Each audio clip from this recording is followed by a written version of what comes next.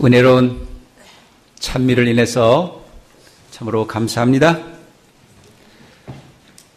한 주간 동안 부족하지만은 우리 성도님들과 함께 하나님의 말씀을 나눌 수 있는 귀한 특권을 주셔서 감사를 드립니다.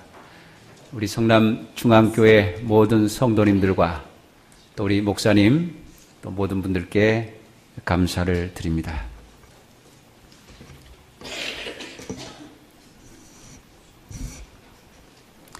2014년 새해가 시작된 지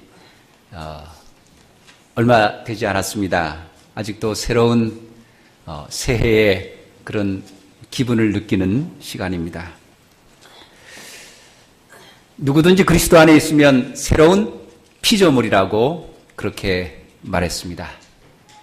우리가 오늘 그리스도 안에 있기 때문에 우리는 언제나 새로운 피조물입니다. 우리가 새해를 시작할 때마다 이 새로운 그 기분, 새로움, 이 새 것이라는 것은 참 신선한 것 같아요. 달력도 아주 새로운 그 새 장을 이렇게 뜯고 이제 시작할 때마다 아주 잉크 냄새도 나고 새롭지 않습니까? 또 제가 새해에 성경을 새로 구입했어요. 얼마나 새로운지 몰라요. 정말 깨끗하고 아주 신선합니다. 이 새롭다는 말은 헬라어로 두 개의 단어가 있어요. 하나는 네오스고 하나는 카이노스입니다. 네오스적인 새로움이라고 하는 것은 연대기적인 새로움입니다. 시간적인 새로움. 시간으로 말하면 선적인 개념입니다. 지금 새롭죠? 지나가면 낡고 쇠퇴한 그런 개념입니다. 그래서 항상 새로움을 추구하죠. 이 연대기적인 새로움은 시간이 지나면 이렇게 낡고 쇠퇴해 갑니다. 그러나 또 하나의 새로움은 무슨 새로움이냐면 카이노스적인 새로움이라고 하는 것은 질적인 새로움입니다. 이건 영적인 새로움입니다. 항상 하나님 안에서 늘 새로운 경험을 우리가 갖는 것입니다. 이것은 히브리적 시간 개념에 있어서 점적인 시간 개념인데요. 시간을 점으로 생각하는 것입니다. 하나의 점, 하나의 점, 하나의 점. 그러니까 하나의 사건입니다. 사건적인 개념입니다. 그러니까 항상 매 순간마다 그것은 항상 하나님 안에서 하나님을 만나고 그 다음에 하나님을 배우고 하나님과 함께 활동하는 무대 사건으로서의 시간 개념입니다. 그것은 항상 새로운 것이죠. 그래서 과거도 항상 살아있고 항상 새롭고 지금도 항상 새롭고 살아있고 미래도 항상 새롭고 또 열려있는 것입니다. 그래서 우리가 하나님 안에서는 항상 새로운 존재입니다. 여러분 이 새해가 항상 하나님 안에서 질적인 영원한 새로움으로 항상 그렇게 펼쳐지고 열려가기를 원합니다. 희망이 솟구치는 희망의 열매가 주렁주렁 맺어지는 한 해가 되기를 바랍니다. 저는 오늘 세 가지의 개념으로 말씀을 드리겠습니다. 올 한 해 저와 여러분들이 이 세 가지의 이 제목, 세 가지의 말씀, 세 가지의 화두에 집중하면서 한 해를 살기를 희망합니다. 첫째는 사랑입니다. 뭐라고요? 사랑. 두 번째는 말씀입니다. 그리고 세 번째는 그리스도. 그래서 사랑, 말씀, 그리스도.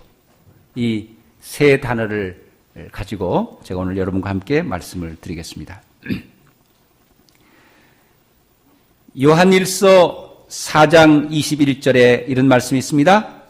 우리가 이 계명을 주께 받았나니 하나님을 사랑하는 자는 또한 그 형제를 사랑할지니라. 요한일서 요한복음 13장 34절에 새 계명을 주노니 서로 사랑하라. 내가 너희를 사랑한 것 같이 서로 사랑하라. 너희가 서로 사랑하면 내 제자인 줄 알리라. 아멘. 또 요한일서 4장 7절에 보면 사랑하는 자들아 우리가 서로 사랑하자. 아주 유명한 성경 구절이 있죠? 우리가 사랑하는 한 해, 사랑하는 성도들, 사랑하는 우리 모두가 되기를 바랍니다. 예수님께서 내가 새 계명을 너희에게 주겠다 그렇게 말씀했어요. 그것은 옛적부터 있어온 십계명, 옛 계명을 무시하고 또 다른 하나의 계명을 만든 것이 아니고요. 옛 계명을 새롭게 확대하고 적용해서 그 새로운 계명을 옛 계명을 아주 더 확실하게 하나로 요점 정리한 것이 무엇이냐면 사랑입니다. 율법의 완성은 사랑입니다. 여러분 우리가 사랑하면 율법을 완성하는 것입니다. 율법을 우리가 순종하고 잘 지키면 그것이 사랑으로 열매 맺는 것입니다. 우리가 주님을 만나는 길은 사람들을 사랑함으로써 그렇게 시작됩니다. 예수님께서 그런 말씀하셨죠. 너희가 예배를 드리기 위해서 제단에 예물을 가지고 와서 예물을 내려놓고 이제 하나님께 기도를 할 때 갑자기 무슨 생각이 나면요? 형제에게 잘못한 일이 생각나거든 어떻게 하라 그랬습니까? 예물을 제단에 두고 가서 형제하고 화목하고 다시 와서 하나님께 예배를 드려라. 곧 예배의 본질은, 제사의 본질은 바로 인애고 사랑이고 바로 화목인 것입니다. 예배는 곧 삶입니다. 제가 어제 우리 성도님들이 특창하는 모습을 보고 저도 찬양을 하고 싶은 생각이 들었습니다. 그런데 제가 이제 집에 가서 몰래, 제 아내 몰래 이 악보를 제가 이렇게 복사를 하고 하면 제 아내가 싫어하거든요. 당신 제발 어디 가서 노래하지 마라. 나 어디 가서 노래하는 거 정말 잘하고 은혜로우면 좋은데 잘못하면 너무 오버하는 것 같아. 아침에도 다짐을 했어요. 당신 노래 안 하는 거지? 응. 그렇게 대답하고 왔습니다만은 제가 오늘 노래를 해야 되겠습니다.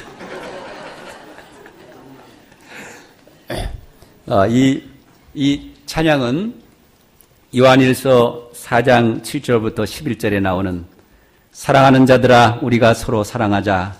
사랑은 하나님께 속한 것이니 하나님을 사랑하는 자마다 다 하나님께로부터 났다고 하는 그런 말씀이죠. 여러분 제가 노래를 잘 못하지만은 가사로 너그럽게 이해해 주시고 은혜를 받으시길 바랍니다.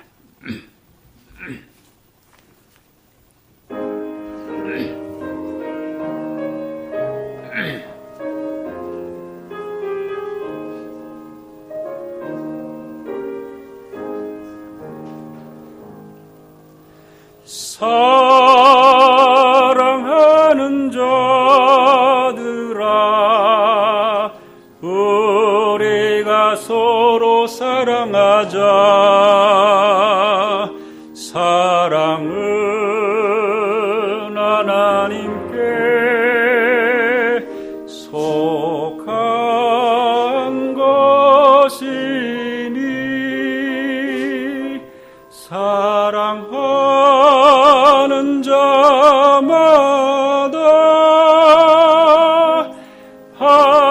하나님께로 났도다.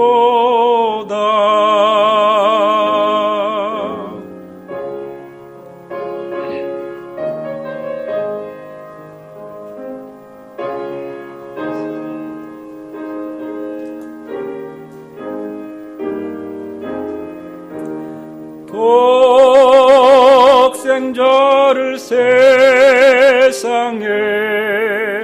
보내심은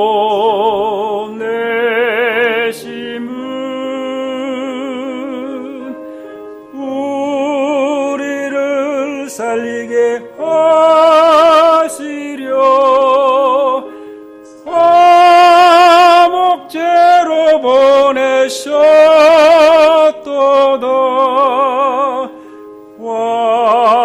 화목제로 보냈도다.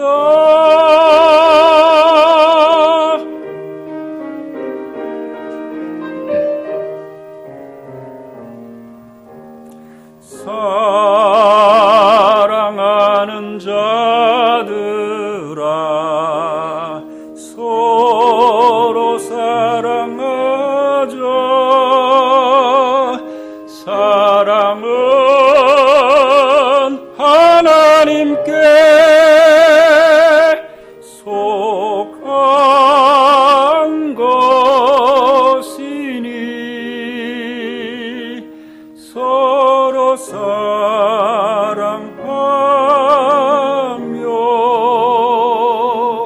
서로 사랑하면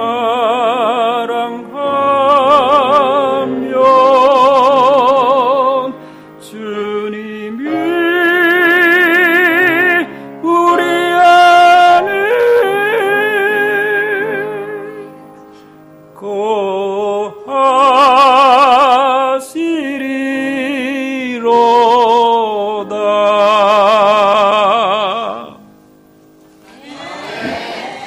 죄송합니다. 제가 감기가 들리고 또 목을 안 풀고 연습을 안 해서 또 이렇게 한번 실수를 해야 여러분 좀 기억에 남지 않습니까? 좋죠? 노래가 좋은 게 아니라 가사가 좋습니다.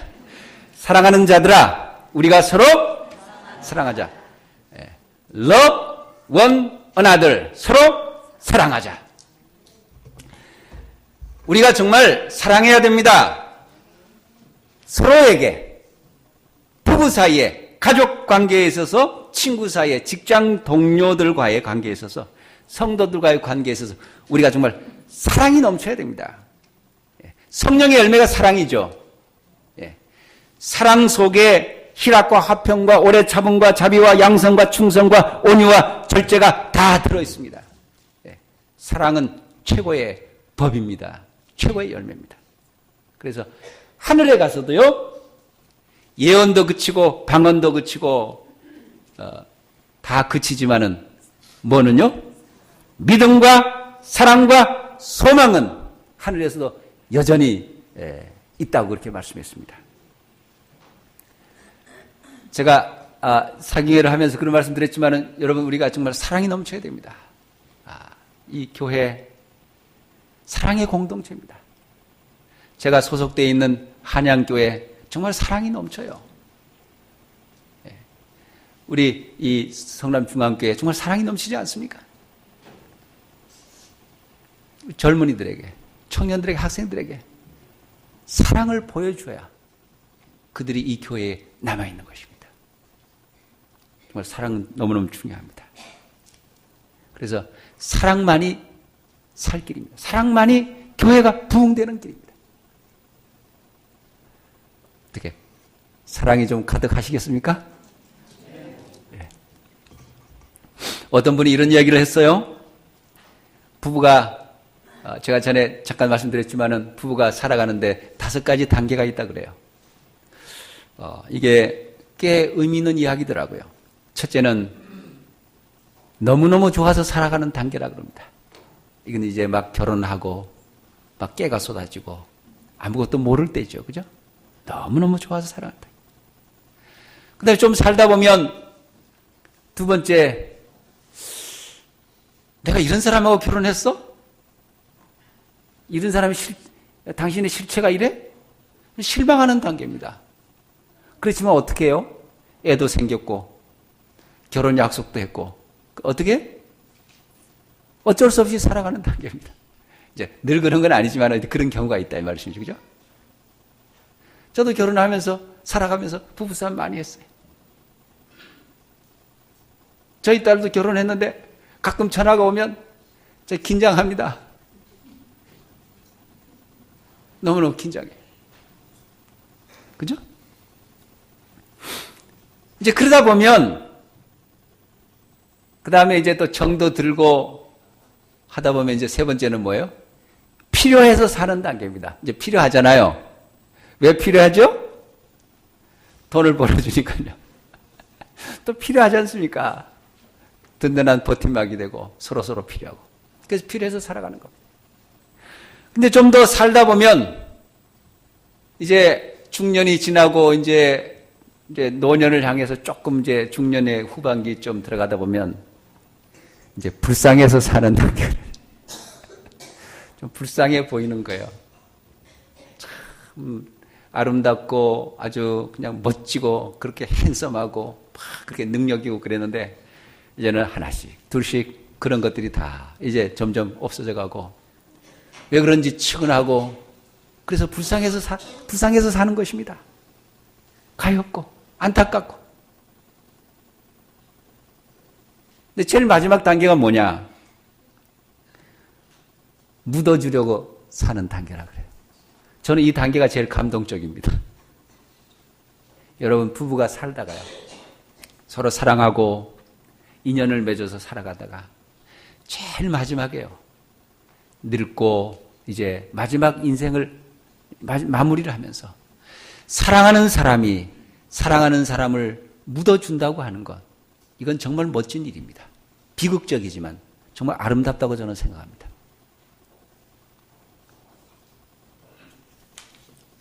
제가 본부교회에 있을 때 이제 장례식을 하고 이제 돌아오는데 어떤 분이 그 딸이 둘인데 이제 부모님이 연로하셨는데 아버지가 오랫동안 이제 이렇게 병환으로 고생하시다 돌아가셨어요. 근데 딸이 둘째 딸은 이제 시집을 갔고 이제 큰 딸이 이제 결혼을 하지 않고 이렇게 여러 해 동안 이 아버지를 이제 간호를 했습니다.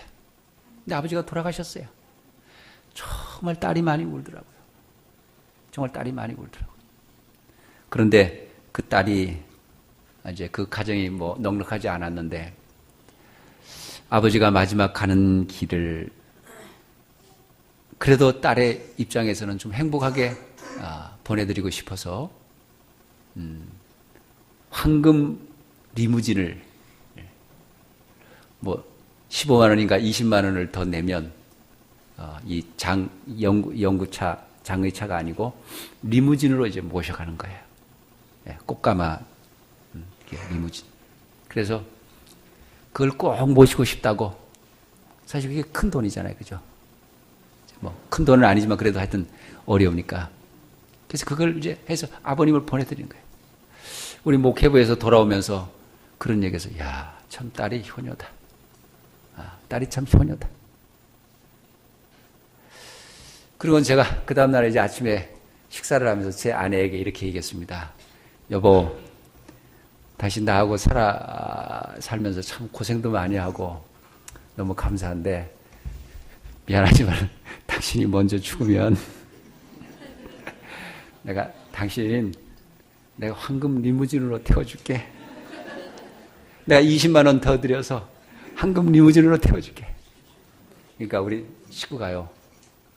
여보, 고마운데 그 비용 지금 놔주면 안 돼?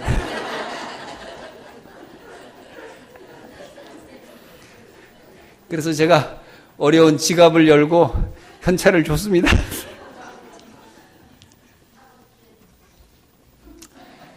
여러분, 우리 사랑하면서 살아야 됩니다. 그죠?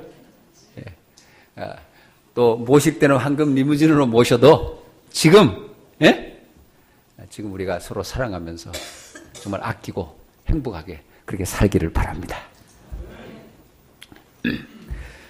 두 번째로 말씀으로 사는 새해가 되기를 바랍니다. 시편 119편 105절 그리고 시편 119편 103절에 이런 말씀이 있습니다. 주의 말씀은 내 발의 등이요 내 길에 빛이니이다. 주의 말씀의 맛이 내게 어찌 그리 단지요 내 입에 꿀보다 더하니이다. 아멘. 정말 이 시편 기자가 정말 아주 너무나 아름다운 말씀을 했습니다. 하나님의 말씀은 내 발에 등불과 같고 어두운 인생길에 빛이다. 그래서 그 말씀의 맛이 얼마나 달콤한지 꿀송이보다 송이꿀보다 더 달다. 그렇게 말씀했어요. 시편 119편은 거룩한 삶에 이르는 안내서입니다. 하나님의 말씀으로 사는 인생의 행복을 노래하고 있습니다.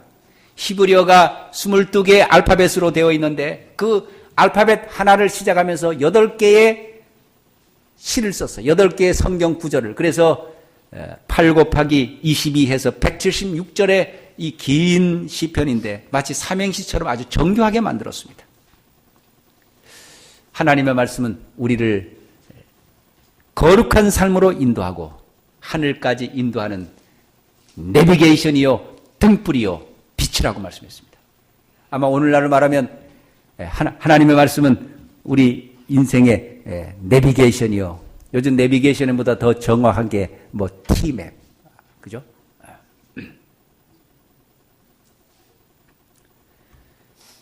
히브리 4장 12절에 보면 하나님의 말씀은 살아있고 운동력이 있어 좌우의 날선 어떤 검보다도 예리하다 그랬습니다.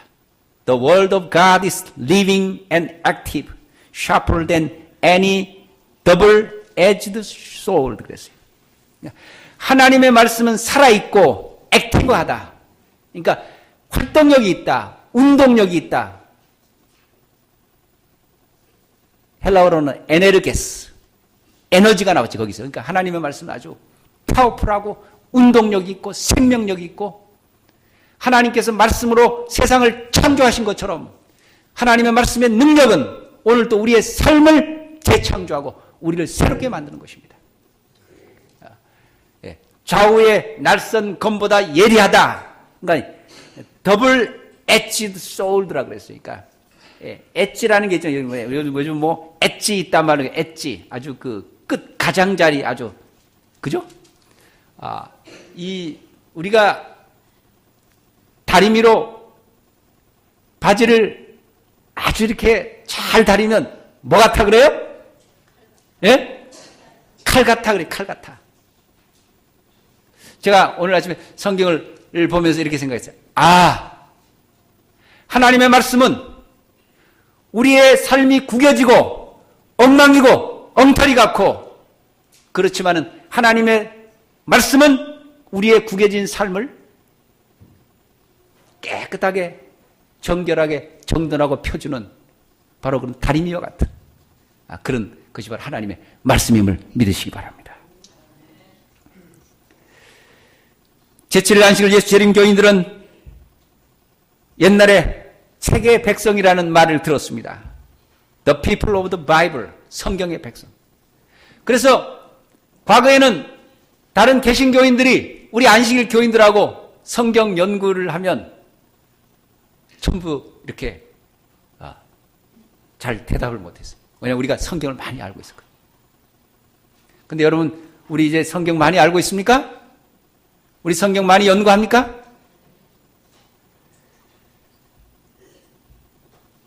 계시록 10장에 작은 책을 먹었는데 뭐예요? 입에는 달지만은 배에는 썼다 그랬습니다. 대실망이죠. 재림운동의 대실망. 그리고는 다시 뭐라 했어요? 너희가 다시 예언하여 하리라. 그래서 우리 재림교인들은 다시 예언하는 백성, 책의 백성, 아주 기별을 가진 백성입니다. 제가 신학교를 다닐 때부터 이제 성경책, 여백 성경을 썼거든요. 그래서 그때 제가 뭐 주석을 보고 예언의 시를 보고 성경을 보고 또 읽다가 이렇게 감동을 받으면 아주 빽빽하게 여백에다가 적었어요. 제가 얼마나 세밀한지 조그마한 글씨로 아주 빽빽하게 30대, 40대까지는 눈이 좋아가지고 그걸 봤습니다. 근데 지금은 너무 작게 써가지고 돋보기를 써도 잘 안 보일 정도로 그러더라고요. 그리고 이제 한 20 몇 년 뭐 이렇게 지나가니까 성경이 좀 많이 늘어갔어요.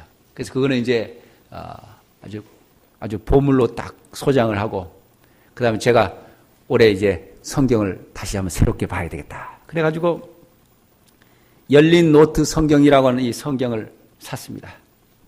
참 이 성경이 좋더라고요. 옆에 여백이 있어가지고 다시 이렇게 감동받은 구절들을 이렇게 꼬박꼬박 적어가는데 너무너무 좋아요. 너무너무 이게 잉크 냄새도 나고 너무 깨끗하고 너무 좋습니다.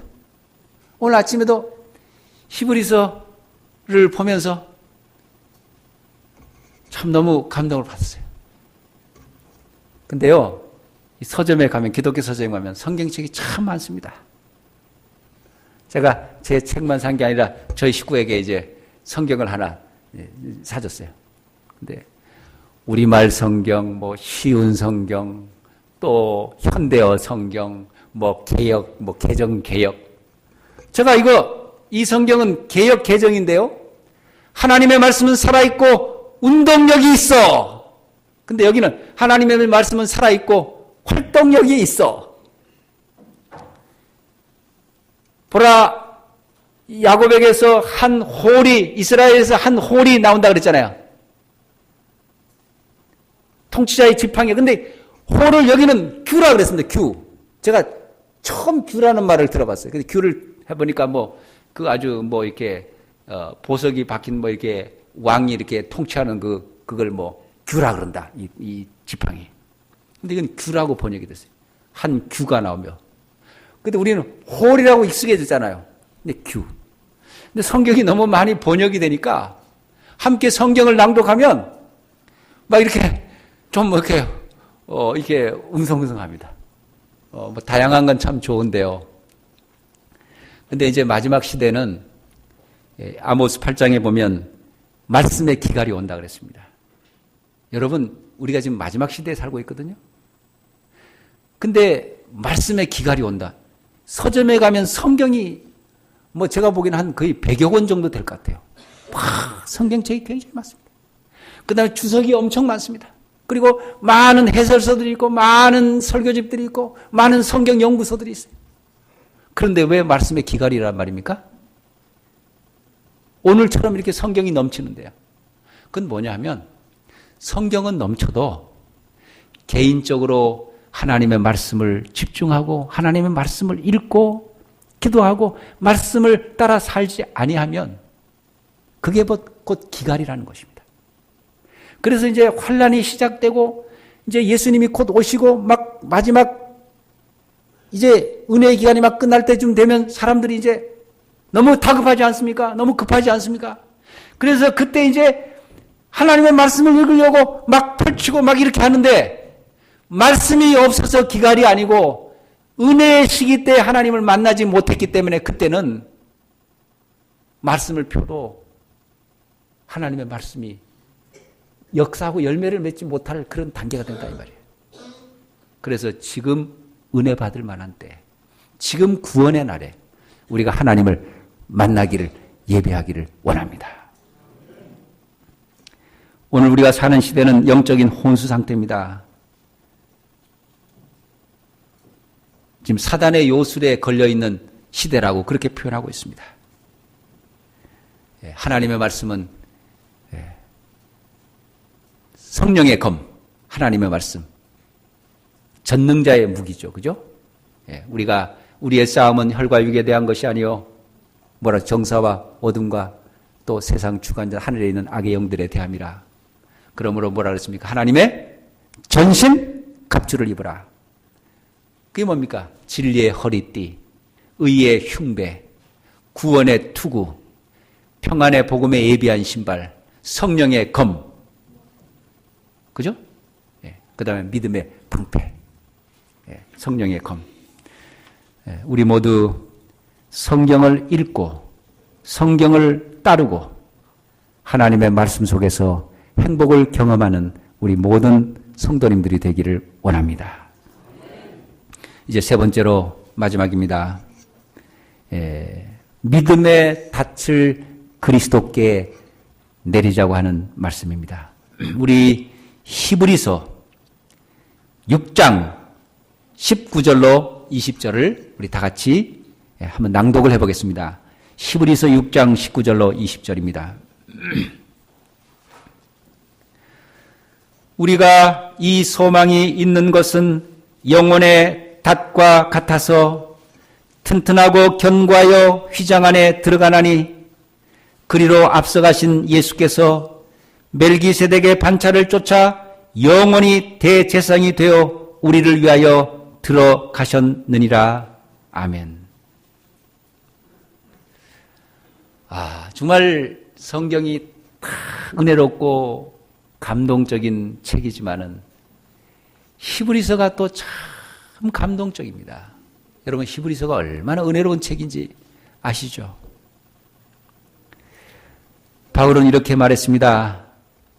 우리가 이 소망이 있는 것은 영혼의 닷과 같아서 튼튼하고 견고하여 휘장 안에 들어간다.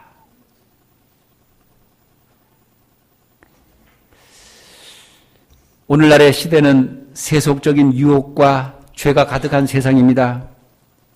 TV, 영화, 스포츠, 오락, 컴퓨터 게임, 도박, 열풍, 먹고 마시고 시집가고 장가가고 디지털 시대, 포스트 모더니즘 시대. 세상은 온통 광고판이고 세상은 온통 장사하는 데 열중해 있습니다.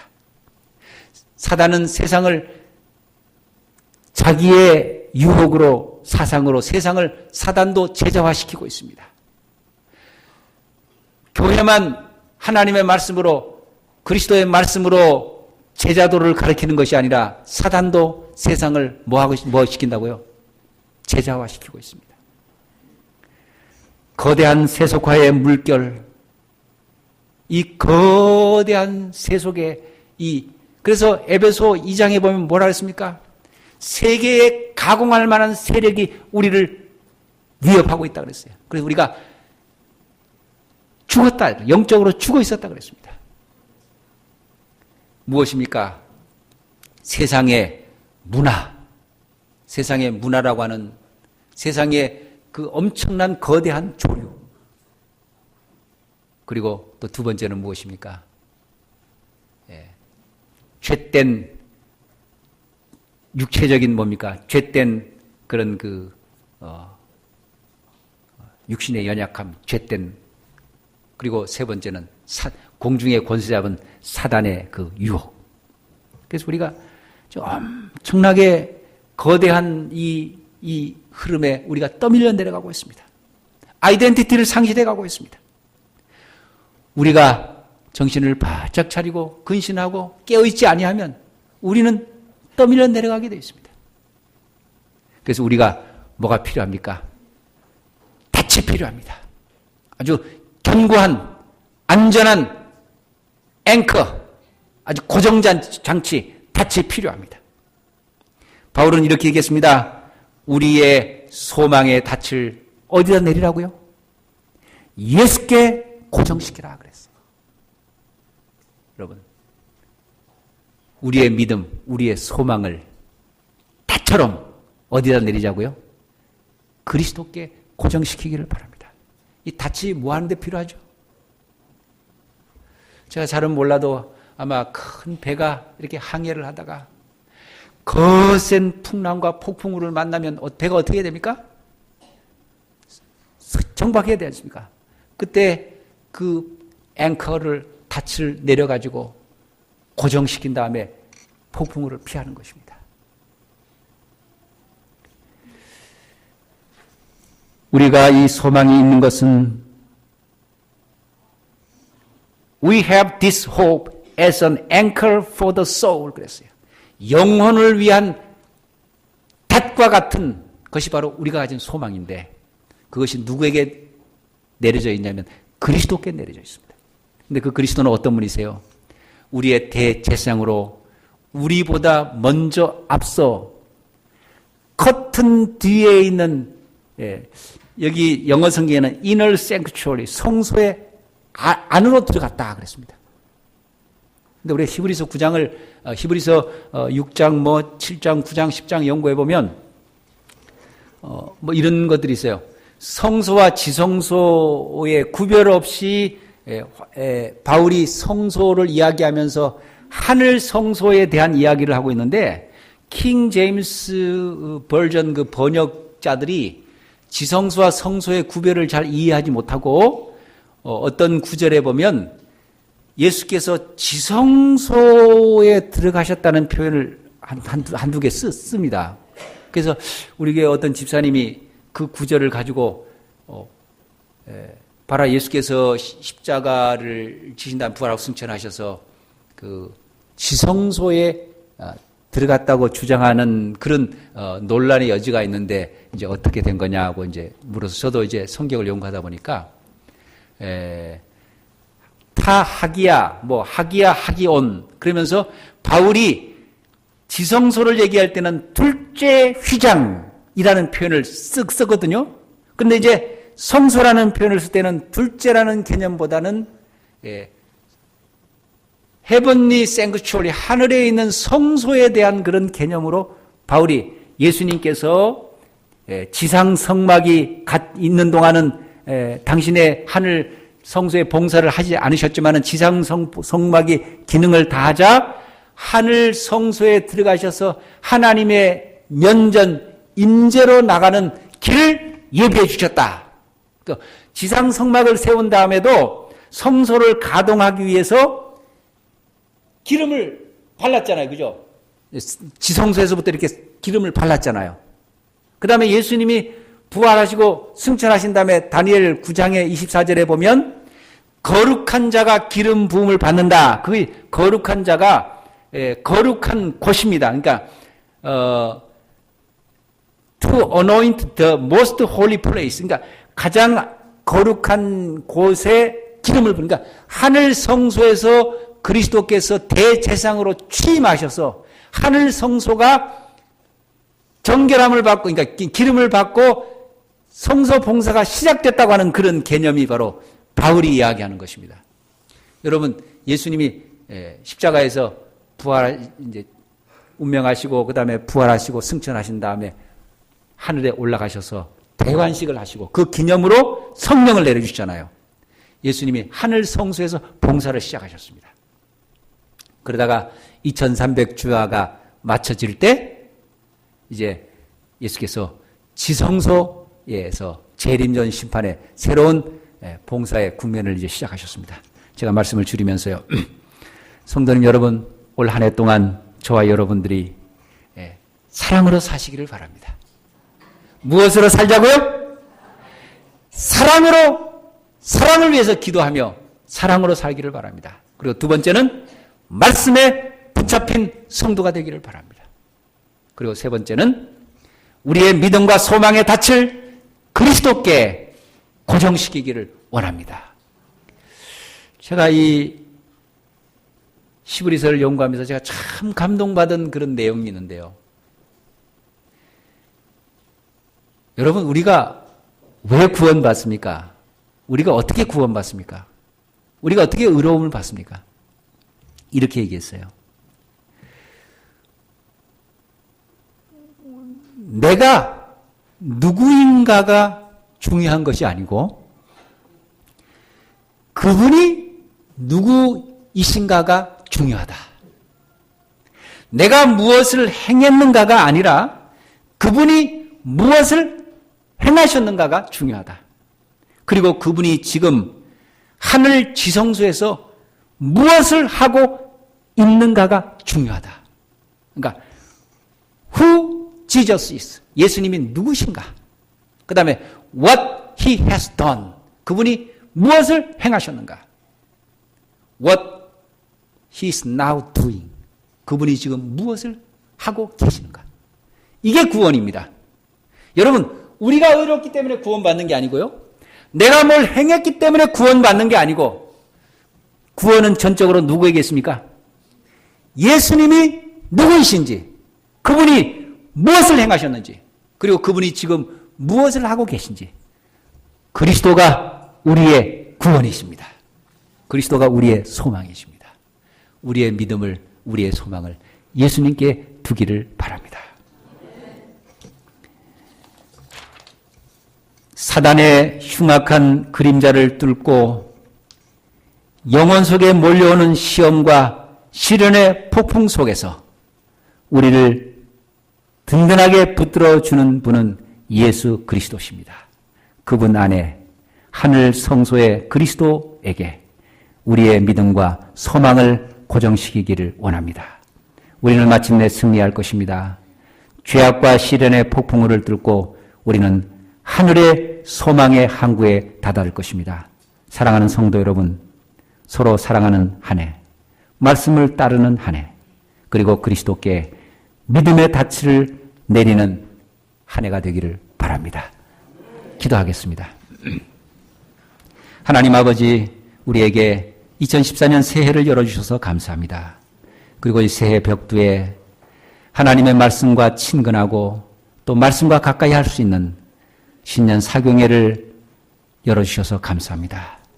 이제 우리가 더욱 말씀의 내비게이션을 켜고 말씀의 빛을 따라서 어두운 폭풍우와 시련을 뚫고 하늘 항구까지 안전하게 도달하는 우리 모든 성도들이 되게 해 주시옵소서. 서로 사랑하며 서로 아끼고 또 말씀을 소중하게 여기며 그리스도만을 의지하고 살아가는 우리 모두가 되게 해 주시옵기를 예수님의 이름으로 기도하옵나이다. 아멘.